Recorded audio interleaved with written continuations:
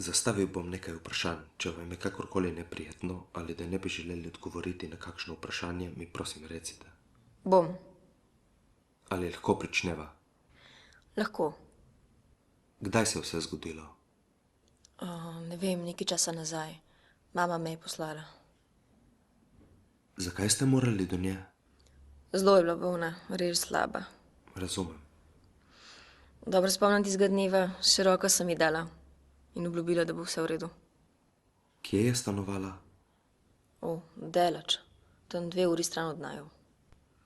Takrat sem ga prvič videla, nisem vedela ničesar o njem. Dobro spomnim tudi najinega pogovora. Nisem vedel, da sta govorila. Lepo me je pozdravil, pa vprašal, kam grem. Takrat se mi je prvič zazdelo, da ima nekaj za bregom. Nekaj časa je celo hodil ob meni in mi je razkazoval naravo. Govoril je o cvetju, petju ptic, pa me je opozarjal, kako v bistvu nič ne vidim okoli sebe. Nekaj ne razumem. Kako je lahko on prvi prišel do nje, če sta hodila skupaj? Mogla bi do nje, ampak sem naredila napako. Odločila sem se, da grem po neki rož in glih ta čas je on stekel k njej. Razumem. Ona je bila preveč slaba, da bi se lahko zaščitila. Ni bilo sicer veliko časa, ampak še vedno dovolj, da se je vse zgodilo. Ko sem prišla do nje, so bila vrata odprta. Ali se vam to ni zdelo nič čudno? Ja je, takoj ko sem vstopila, me je... Pozdravila sem na glas, ampak ni bilo nobenega odgovora, čista tišina.